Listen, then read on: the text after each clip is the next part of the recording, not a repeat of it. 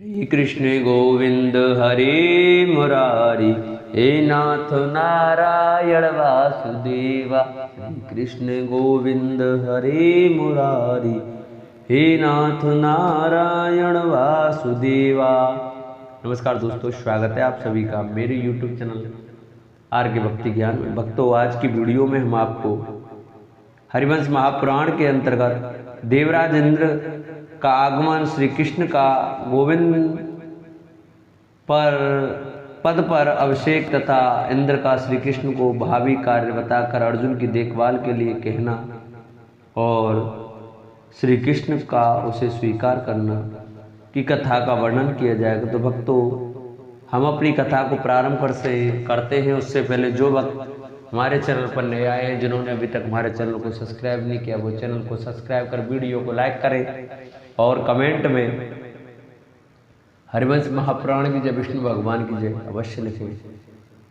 नारायणं नमस्कृत्य नरं चैव नरोत्तमं देवीं सरस्वतीं व्यासं ततो जयमुदीरये। गजाननं भूतगणाधिसेवितं कपितजम्बुफलचारुभक्षणं उमास्तं शोकविनाशकारकं नमामि विघ्नेश्वरपादपङ्कजं। गुरुर्ब्रह्मा गुरुर्विष्णु गुरुर्देवो महेश्वराय, गुरुर्साक्षात् परब्रह्म तस्मै श्री गुरवे नमः। या देवी सर्वभूतेषु शक्तिरूपेण संस्थिता, नमस्तस्यै नमस्तस्यै नमस्तस्यै नमो नमः। बोलो हरिवंश महापुराण की जय। वैशंपायन जी कहते हैं, जन्मेजय। जब इंद्र ने देखा कि श्री कृष्ण ने गोवर्धन धारण करके गोकुल की रक्षा कर ली, तब वे बड़े विस्मय में पड़े। अब उन्हें श्री कृष्ण का दर्शन करने की इच्छा हुई। वे जलहीन बादल के समान श्वेत वर्ण वाले और मद के जल से भीगे हुए ऐरावत नामक मदमत्त हाथी पर चढ़कर भूतल पर आए। अनेक नामों से पुकारे जाने वाले पुरंदर इंद्र ने वहां आकर देखा। अनायासी महान कर्म करने वाले श्री कृष्ण गोवर्धन पर्वत के एक शिला पर बैठे हुए हैं। महान तेज से वासित होने वाले गोप वेशधारी विष्णु रूप उन अविनाशी बाल कृष्ण को देखकर देवराज इंद्र को बड़ी प्रसन्नता हुई। नील कमल दल के समान श्याम सुंदर एवं श्री वत्स चिन्ह विभूषित उन श्री कृष्ण को देखकर इंद्र को अपने नेत्रों का फल प्राप्त हो गया। उन्होंने अपने संपूर्ण नेत्र से जी भरकर उन्हें देखा। मर्तलोक में रहकर भी देवोपम शोभा से संपन्न श्री कृष्ण को शिला पर सुखपूर्वक बैठा देख इंद्र को बड़ी लज्जा हुई। वहां बैठे हुए श्री हरि के मुख पर सर्प भोजी पक्षीराज गरुड़ अदृश्य रहकर अपने दोनों पंखों से छाया किए हुए थे। बलसूदन इंद्र हाथी छोड़कर उतर पड़े और एकांत में वन के भीतर रहकर लोक व्यवहार में तत्पर हुए श्री कृष्ण की सेवा में उपस्थित हुए। श्री कृष्ण के समीप जाकर दिव्य पुष्पों के हार और अनुलेपन धारण करने वाले प्रभावशाली देवराज इंद्र बड़ी शोभा पा रहे थे। उनका हाथ वज्र से परिपूर्ण था। विद्युत के समान प्रकाश फैलाने वाले सूर्यतुल तेजस्वी किरीट तथा दो दिव्य कुंडलों से उनके श्रीमुख की सदा ही बड़ी शोभा होती थी। वे अपने वक्ष स्थल पर एक ऐसे हार से विभूषित थे जिसमें फूलों के 5 गुच्छे लटक रहे थे। खिले हुए सहस्त्र कमल दल के समान कांतिमान संपूर्ण शरीर को विभूषित करने वाले तथा इच्छानुसार रूप धारण करने वाले एक सहस्त्र नेत्रों से वे भगवान श्री कृष्ण की ओर देख रहे थे, जिन्होंने देवताओं को आज्ञा देने के लिए अभ्यस्त और मेघ गर्जना के समान गंभीर घोष करने वाले दिव्य स्वर से मधुर वाणी में भगवान से इस प्रकार कहा। इंद्र बोले, कृष्ण कृष्ण महाबाहो, आप सजातीय बंधुओं के आनंद की वृद्धि करने वाले हैं। गौ के प्रति प्रीति रखकर आपने जो कर्म किया है वह अति दिव्य है। मेरे द्वारा छोड़े गए प्रलय की पुनरावृत्ति करने वाले, मेघों के वर्षा करने वाले भी आपने जो गौ की रक्षा की है उससे मैं बहुत संतुष्ट हूँ। यह जो उत्तम पर्वत है, इसे आपने स्वयंभुव योग के आकाश में घर की भांति धारण कर लिया था। आपके इस अलौकिक कर्म से किसको आश्चर्य नहीं होगा। श्री कृष्ण, जब मेरा प्रचलित उत्सव रोक दिया गया तब मैंने रोष में भरकर गौ पर अपना क्रोध उतारने के लिए 7 रात तक अतिवृष्टि की। उस दुर्जय मेघ वृष्टि का आपने निवारण कर दिया। मेरे रहते दानवों सहित संपूर्ण देवताओं के लिए भी उस वर्षा को रोकना बहुत ही कठिन था। श्री कृष्ण, यह एक आश्चर्यमय घटना हुई है। मेरे लिए यह बहुत ही प्रिय है कि आप मनुष्य रूप धारण करके भी अपने भीतर संपूर्ण वैष्णव तेज को छुपाए रखते हैं और रोज दिलाए जाने पर उसे प्रकट करते हैं। आप मानव शरीर को प्राप्त होकर भी अपने वैष्णव तेज से संपन्न हैं। इसलिए मैं देवताओं के कार्य को सिद्ध हुआ ही मानता हूँ। अब हमारा कोई कार्य बिगड़ नहीं सकता। जब आप देवताओं के नेता हैं और सभी कार्यों में अग्रगामी रहते हैं, तब हमारा सब कार्य समस्त प्रयोजन सिद्ध हो जाएगा। कुछ भी बिगड़ने नहीं पाएगा। प्रभु, एकमात्र आप ही संपूर्ण देवता तथा लोकों के सनातन रक्षक हैं। मैं आपके सिवा दूसरे किसी को यहाँ ऐसा नहीं देखता जो उन लोकों और देवताओं की रक्षा का भार वहन कर सके। जैसे श्रेष्ठ बैल भार ढोने के लिए सबसे आगे जोता जाता है, उसी प्रकार आप संकट में डूबे हुए देवताओं का उद्धार करने के लिए सबसे आगे रहते हैं।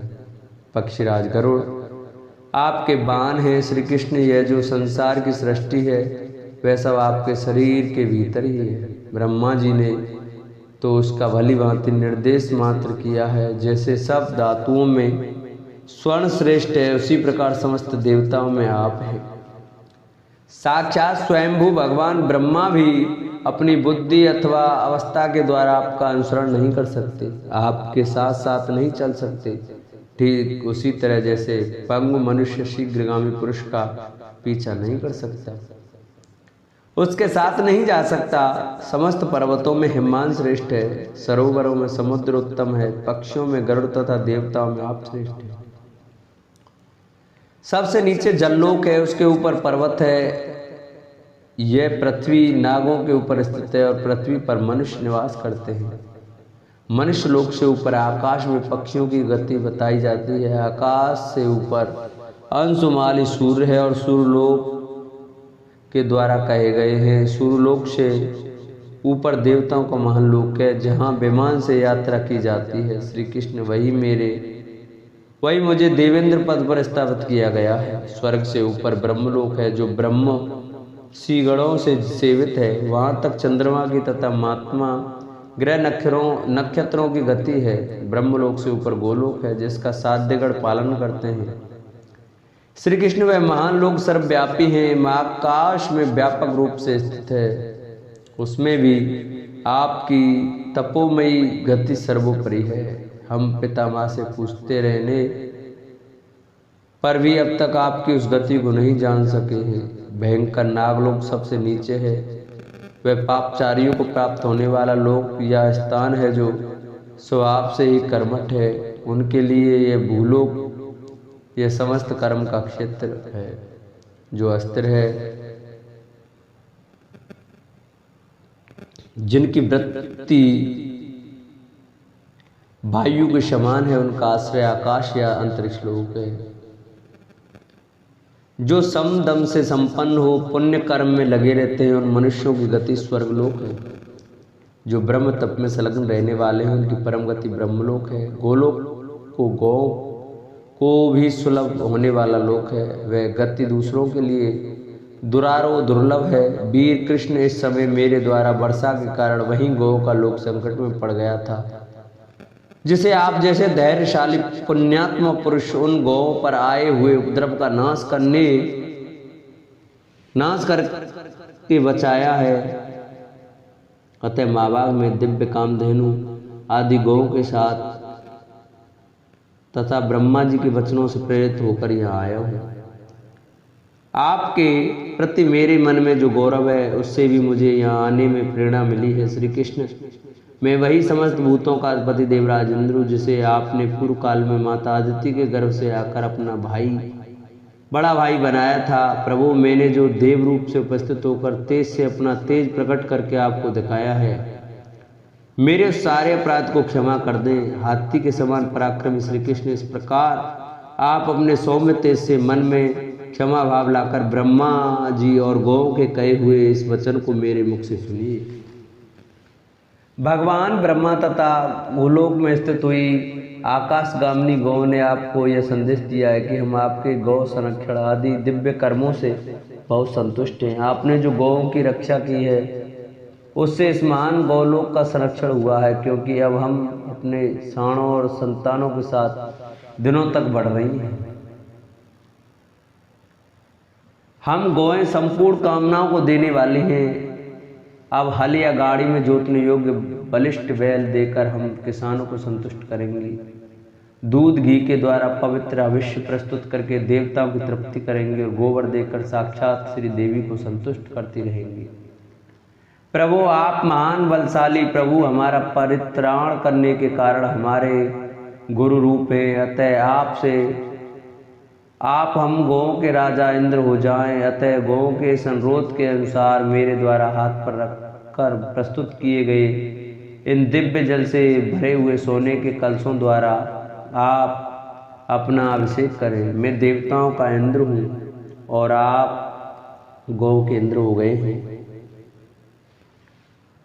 आज से इस भूतल पर सब लोग आप सनातन प्रभु को गोविंद कहकर आपका स्तवन करेंगे। श्री कृष्ण गौ ने आप परमेश्वर को जो मेरे ऊपर इंद्र बनाकर प्रतिष्ठित किया है उसके अनुसार देवता लोग आपको उपेंद्र नाम देकर भूलोक में आपकी कीर्ति का गान करेंगे। मेरी आराधना के लिए जो ये वर्षा के 4 महीने विहित हुए हैं, इनका पिछला आधा भाग जिसे शरत काल कहते हैं मैं आपको दे रहा हूँ। सब मनुष्य आज से श्रावण और भाद्रपद इन 2 ही महीनों को मेरे लिए नियत मानेंगे। इसके साथ वर्षा का आधा भाग व्यतीत हो जाने पर इंद्र व्रत की समाप्ति के चिन्हभूत मेरे ध्वज की स्थापना होगी। उसके बाद आपकी पूजा होने लगेगी। उस समय मोर मेरे द्वारा बरसाए गए जल से उत्पन्न हुए मद को त्याग देंगे। उनकी बोली कम हो जाएगी और उनका सारा मद उतर जाएगा। मेघों को देखकर गर्जना करने वाले जो दूसरे प्राणी हैं वे सब ही मेरे समय का विचार करके शांति मौन धारण कर लेंगे। वर्षा में ही सहस्त्र किरणों वाले सूर्यदेव अपने तेज से जगत को ताप देते हुए त्रिशंकु और अगस्त मुनि के द्वारा भोग में लाई हुई दक्षिण दिशा में संचार करेंगे। तदनंतर जब शरद ऋतु का योग प्राप्त होगा, मोर मौन रहने की इच्छा करेंगे, पपीहे जल की याचना करने लगेंगे, नदियों में नाव चलना बंद हो जाएगा, अर्थात नदियों में जल की बाढ़ नहीं रह जाएगी। सरताओं के तट हंसों और सरसों से भरे रहेंगे। मदमत कौच पक्षी वहाँ कलरव करते होंगे, साण मत वाले होकर घूमेंगे। गौएं हर्ष में भरकर बहुत दूध देंगी। संसार के लिए जल की वर्षा करके बादल विलीन हो जाएंगे।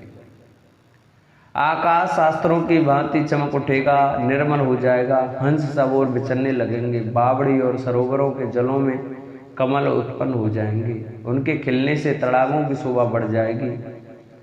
वे कमनीय हो उठेंगे। सभी जलाशयों के जल निर्मल हो जाएंगे। खेतों की श्रेणी बद्ध काली काली क्यारियों में धानों की पखी वाले अग्रभाग की ओर से लटकती होंगी। नदियां अपने जल का बहाव बीच में कर लेंगी।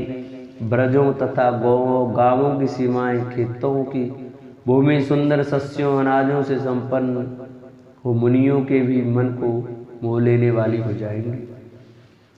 वर्षा बीत जाने पर जब बहुसंख्यक राष्ट्रों से युक्त पृथ्वी रमणीय दिखाई देने लगेगी, पंक्तिबद्ध मार्ग शोभायान हो जाएंगे, तृण बेलों तथा औषधियों में फल लग जाएंगे, स्थान स्थान पर ईख की खेती लहराएंगी दिखाई देंगी, आग्नेय और वाजपेयी आदि यज्ञ आरंभ होते लगेंगे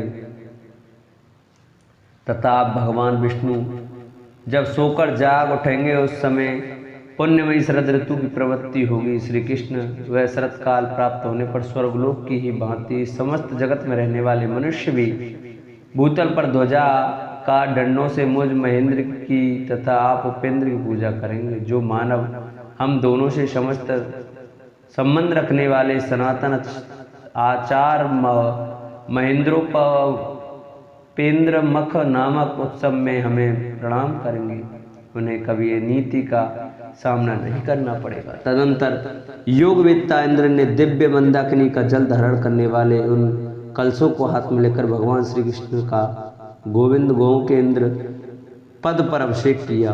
इंद्र द्वारा उनका अभिषेक हुआ। देख यूतपत्तियों साणों सहित उन दिव्य गौों ने भी दूध की धारा बहाते हुए अपने थनों द्वारा अविनाशी श्री कृष्ण का अभिषेचन किया। इसके बाद मेघों ने भी आकाश में छोड़ी हुई अमृत युक्त जल धाराओं द्वारा श्री कृष्ण को सब ओर से नहलाकर उन अविनाशी ईश्वर का अभिषेक कर्म संपन्न किया। तदंतर सभी वनस्पतियों की डालियों से चंद्रमा के समान श्वेत दुग्ध टपकने लगा।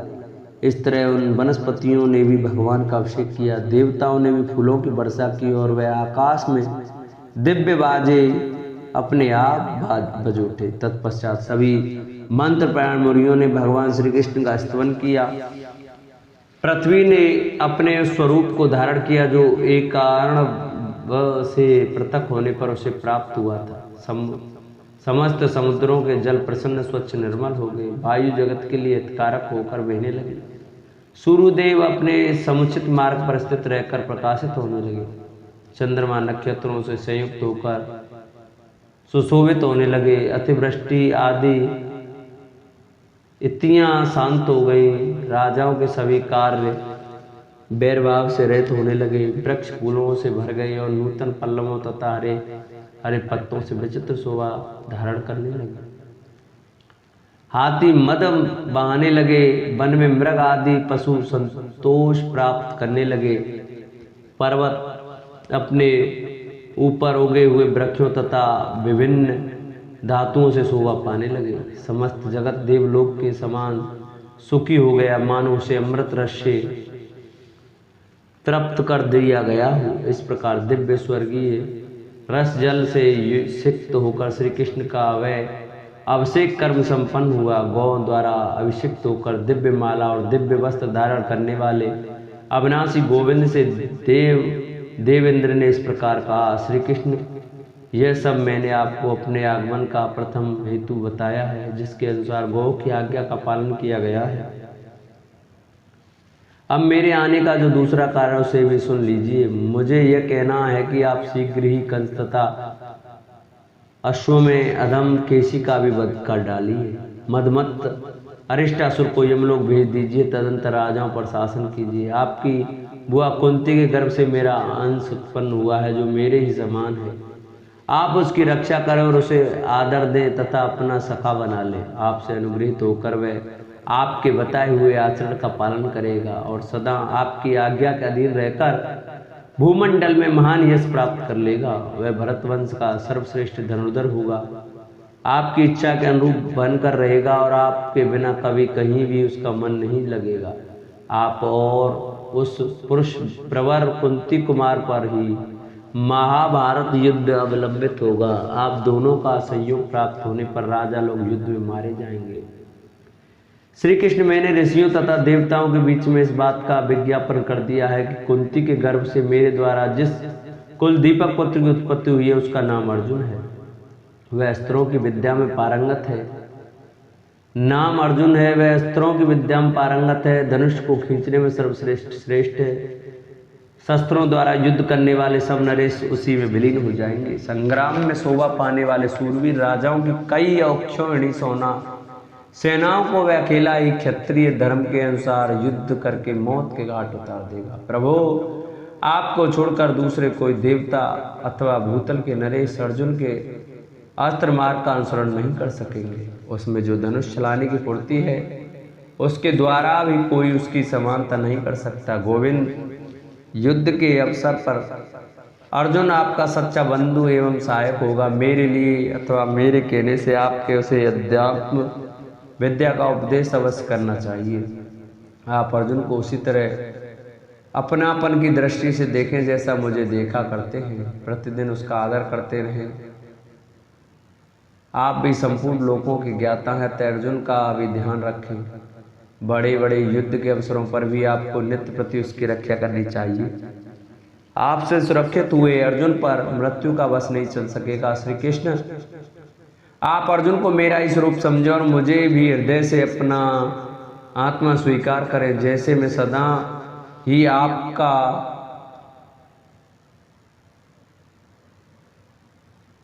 आत्मा हूँ, उसी प्रकार वह अर्जुन भी आपका आत्मा ही है। पूर्व काल में आपने 3 पगों द्वारा इन तीनों लोगों को नापकर बलि के हाथ से अपने अधिकार में ले लिया और मुझे भी अपना बड़ा भाई मानकर देवताओं का राजा बना दिया। आप सत्य में हैं, सत्य रूपी यज्ञ द्वारा आपका यजन हुआ है तथा आप सत्य पराक्रमी हैं। ऐसा जानकर देवता लोग सत्य भाव से ही आपकी शरण में आते हैं और आपको शत्रु संहार के कार्य में लगाते हैं। अर्जुन नाम से प्रसिद्ध मेरा पुत्र आपके पिता की बहन बुआ का बेटा है।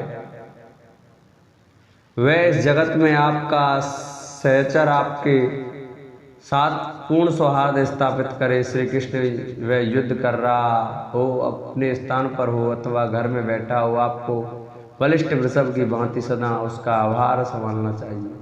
युद्ध के मुहाने पर तो सदा ही आपको उसकी रक्षा का बोझ उठाना है।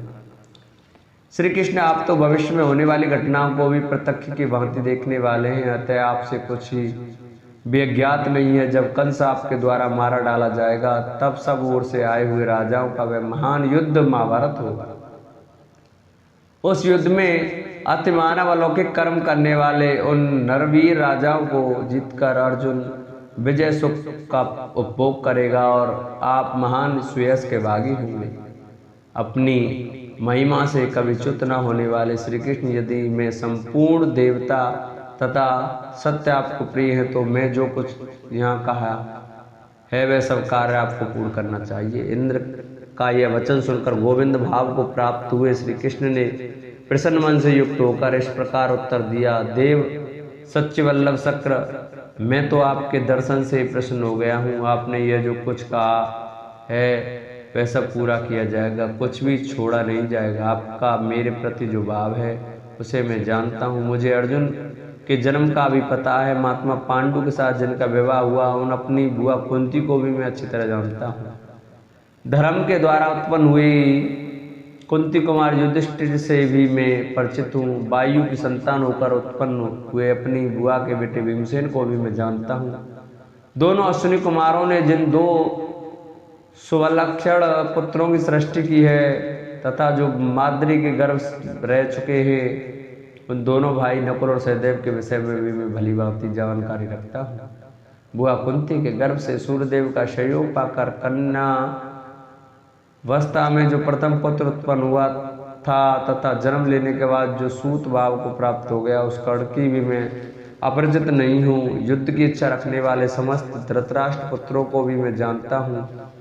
साप रूपी वज्रपात के कारण राजा पांडु का जो निधन हुआ वह भी मुझसे छिपा नहीं है। अतः देवराज इंद्र, आप देवताओं को सुख देने के लिए स्वर्गलोक को पधारिए।